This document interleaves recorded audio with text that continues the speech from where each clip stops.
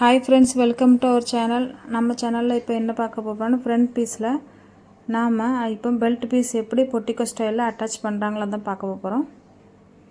பாருங்கள், இப்போ நம்ம வந்து பெல்ட் பீஸ் அந்த மாதிரி ரெண்டு பீஸ் ஃப்ரண்ட் பீஸ் ரெண்டே நேராக வச்சுக்கிட்டு பெல்ட் பீஸ் அந்த மாதிரி எடுத்துக்கிடலாம். இப்போ பாருங்கள், நான் பெல்ட்டை ஏற்கனவே நம்ம வந்து அட்டாச் பண்ணி எடுத்துக்கிட்டோம். லைனிங்கையும் மெயின் கிளாத்தையும் அட்டாச் பண்ணி எடுத்துக்கிட்டோம். இப்போ அதை எடுத்துக்கிட்டதை இப்போ இந்த மாதிரி வச்சு பார்க்கணும் கரெக்டாக இருக்கா அப்படின்ட்டு. பார்த்ததுக்கப்புறம் இந்த மாதிரி மெயின் கிளாத்தை வந்து கீழேயும் வந்து மடித்து தையல் போட்டுக்கணும். அதை வந்து மேலேயும் இப்படி இந்த மாதிரி 1/4 இன்ச் கேப்பில் அட்டாச் பண்ணியே வரணும். பாருங்கள் நான் எப்படி அட்டாச் பண்ணேன்ட்டு. இப்படி நீங்கள் அட்டாச் பண்ணி தைச்சிங்கன்னா ப்ளவுஸ் வந்து நம்மளுக்கு வந்து அழகான ஃபினிஷிங்காக இருக்கும். பாருங்கள், 1/4 இன்ச் டிஸ்டன்ஸில் நான் வந்து தைச்சி வரேன். உங்களுக்காண்டி இதுக்காண்டி ஸ்லோவாகவே நுப்பாட்டி ஸ்டிச் பண்ணேன். பாருங்கள்,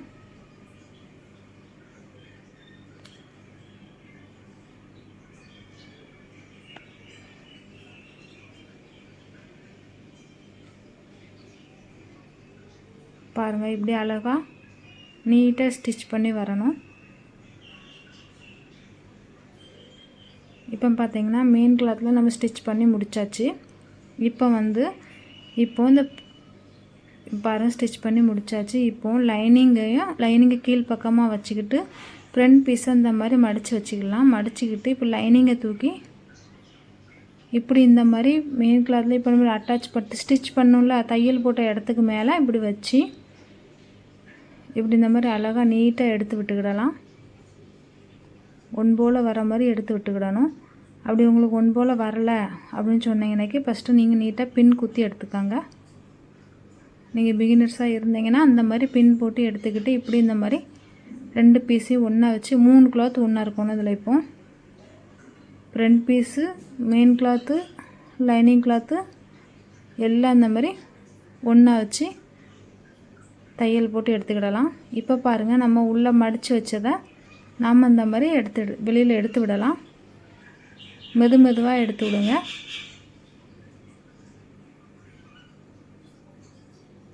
இப்போ பாருங்கள், நம்மளுக்கு ஃப்ரண்ட் பீஸ் எவ்வளோ அழகாக ஃபினிஷிங்காக வந்திருக்குன்ட்டு.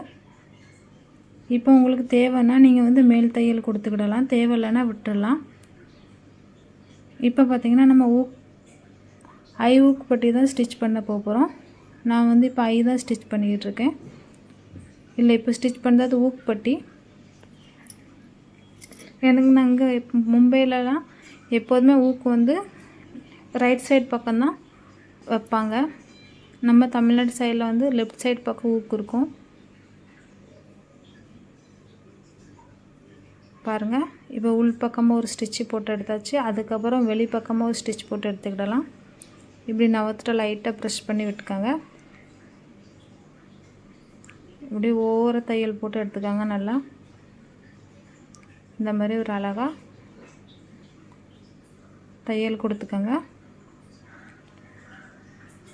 இப்போ பார்த்திங்கன்னா நம்ம இதை பல்ட்டி பண்ணிக்கிடலாம், உள் பக்கமாக திருப்பிக்கிடலாம்.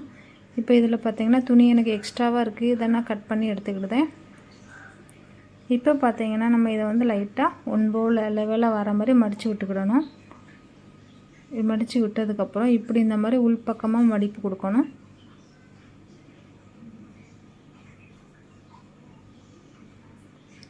மடித்து விட்டதுக்கப்புறம் இது மேலே ஒரு ஓர தையல் போட்டு எடுத்துக்கிடலாம். கரெக்டாக ஒன் போல் வர மாதிரியே நல்லா நவத்திட்ட ப்ரெஷ் பண்ணி விட்டு அதுக்கப்புறம் நம்ம வந்து ஸ்டிச் பண்ணி விடணும்.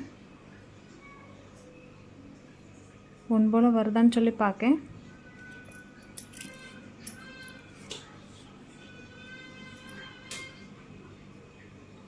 எனக்கு வந்து மிஷினில் இப்போ லூப் அடிக்க ஆரம்பிச்சிட்டு அதனால தான் திரும்ப வந்து சரி எடுத்துகிட்டு திரும்ப உங்களுக்கு சரி பண்ணி போடுதேன். வேறு ஒன்றும் பிரச்சனை திரும்ப ரிப்பீட் ஆகுதே வீடியோ அப்படின்னு சொல்லி எதுவும் நினைக்காதீங்க. இப்போ பாருங்கள், இந்த மாதிரி ஒரு நூல் கேப்லேயே நம்ம ஸ்டிச் பண்ணி வரணும். இப்போ அடியில் இருக்க நூலையும் நம்ம கட் பண்ணி எடுத்துக்கிடலாம். இப்போ பாருங்கள், நம்மளுக்கு ஃப்ரண்ட் பீஸ் எவ்வளோ அழகாக நீட்டாக ஃபினிஷிங்காக கிடச்சிருக்குன்ட்டு. பாருங்கள் இது வந்து 4 டாட் ப்ளவுஸ் தான் இது வந்து. இப்போ பாருங்கள் நம்ம வந்து ஐ ஸ்டிச் பண்ண போகிறோம்.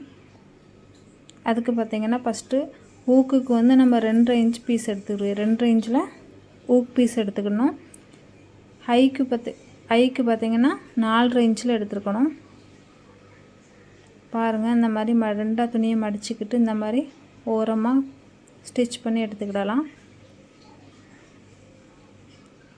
அழகாக ஒரு நீட்டாக ஒரு தையல் போட்டுக்கலாம். நீங்கள் பிகினர்ஸாக இருந்தீங்கன்னா மெதுவாகவே ஃபஸ்ட்டு ஸ்டிச் பண்ணி பழகுங்க. நான் உங்களுக்கு அதுக்காண்டி தான் ஸ்லோவாகவே ஸ்டிச் பண்ண மாதிரி போட்டிருக்கேன், எந்த ஒரு எடிட்டிங்குமே பண்ணாமல். பாருங்கள் இந்த மாதிரி ஸ்டிச் பண்ணி எடுத்துக்கோங்க.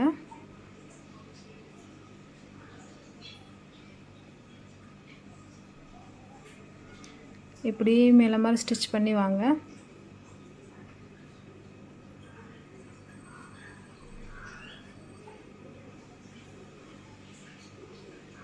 இப்போ பார்த்தீங்கன்னா இதை உள் பக்கமாக அப்படி திருப்பி விட்டுக்கிடலாம். இப்போ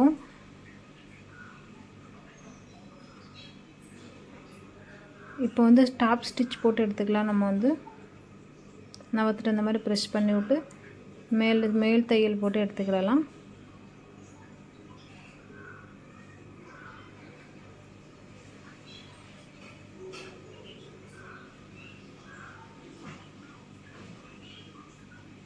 இப்போ அந்த துணியை உள் பக்கமாக லைட்டாக மடித்து விட்டுக்கோங்க.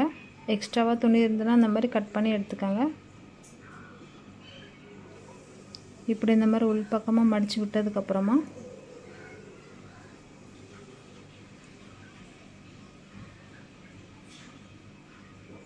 இப்படி இந்த மாதிரி மாற்றி போட்டு ஒரு தையல் போட்டு எடுத்துக்கோங்க.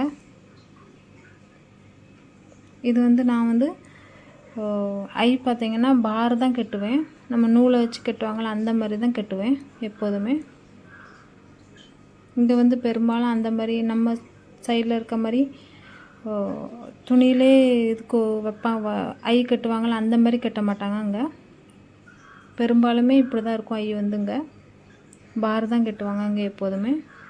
இப்படி இந்த மாதிரி ப்ரெஸ் பண்ணி விட்டுக்காங்க. விட்டதுக்கப்புறமா நம்ம மேலும் ஸ்டிச் போட்டு எடுத்துக்கிடலாம் பார் கட்டுறதுக்காக.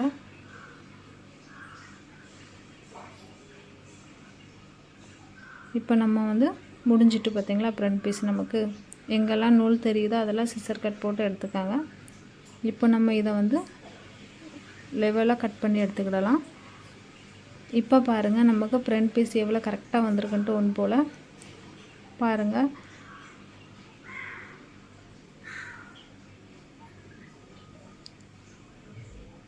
இதோட கட்டிங் வீடியோ நம்ம சேனலில் இருக்குது.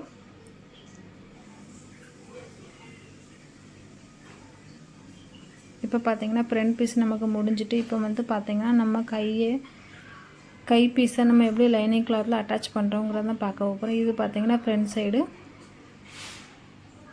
இப்போ பாருங்கள் மெயின் கிளாத்தில் உள் பக்கமாகவும் கெட்ட பக்கத்தை வெளி பக்கமாகவும் வச்சுக்கிடலாம்.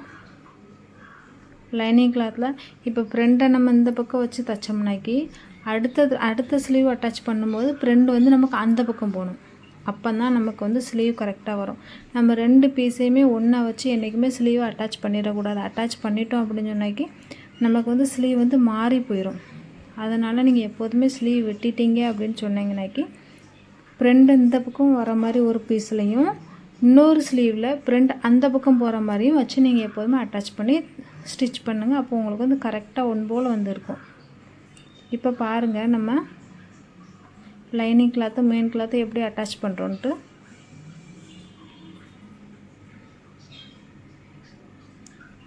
இப்படி இந்த மாதிரி 1/2 இன்ச் கேப்பில் நம்ம அட்டாச் பண்ணி வருவோம். ஏன்னா இது 9.5 இன்ச்சு ஸ்லீவு.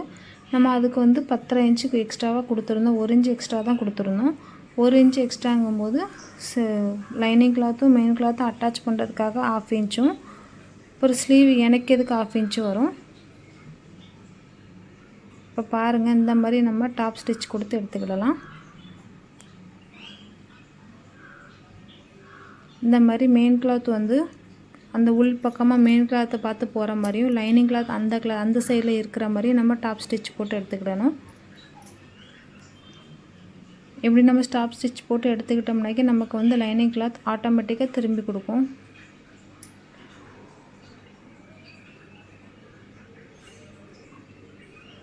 இப்போ பாருங்கள் நம்ம கிளாத் வந்து எப்படி ஆட்டோமேட்டிக்காக திருப்பி கொடுக்குன்ட்டு. இப்போ பாருங்கள் நம்ம வந்து இப்போ டாப் ஸ்டிச் போட்டு எடுத்துக்கிடலாம். அதில் ஓரமாகவே தையல் போடுங்க. ஏன்னா நம்ம வந்து இதில் வந்து லேஸ் கொடுக்க போகிறதில்ல, பார்டர் வருதுனால நம்ம லேஸ் இதுக்கு தேவையில்லை. அதனால் ஓர தையலே போட்டு எடுத்துக்கோங்க.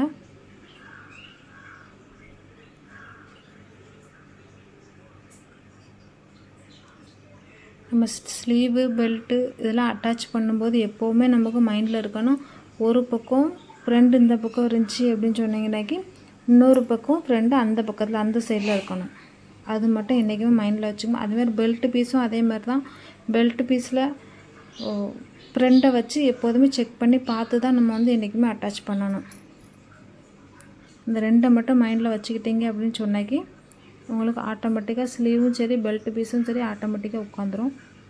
இப்போ பாருங்கள் நம்ம இந்த மாதிரி ஸ்லீவை எடுத்து விட்டுட்டு மேலே ஸ்டிச் பண்ணி எடுத்துக்கலாம், அட்டாச் பண்ணி எடுத்துக்கிடலாம்.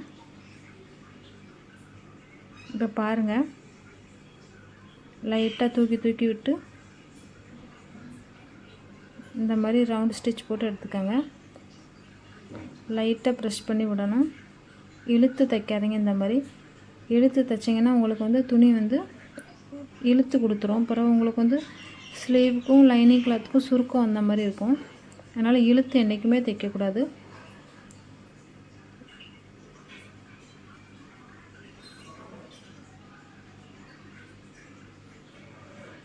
இப்படி இந்த மாதிரி ஸ்டிச் பண்ணி வாங்க. இப்போ நமக்கு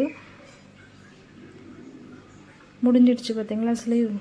இப்போ இந்த ஸ்லீவில் நம்ம சிசர் கட் பண்ணி எடுத்துக்கிடலாம்.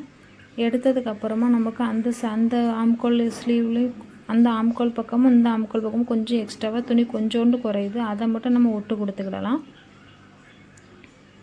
இப்போ நமக்கு ஸ்லீவ் முடிஞ்சிட்டு இப்போ அதுக்கு அடுத்தால தைக்க போகிற ஸ்லீவில் நான் ஃப்ரெண்டு இந்த பக்கம் வச்சுருந்தேன். இந்த ஸ்லீவில் இனிமேல் தைக்க போகிற ஸ்லீவில் ஃப்ரெண்டு நான் வந்து அந்த பக்கம் வச்சு ஸ்டிச் பண்ணுவேன். இவ்வளோ தான் ஃப்ரெண்ட்ஸ். நம்ம வந்து ஒரு ஸ்லீவை அட்டாச் பண்ண ஒரு வீடியோவில் நம்ம வந்து 3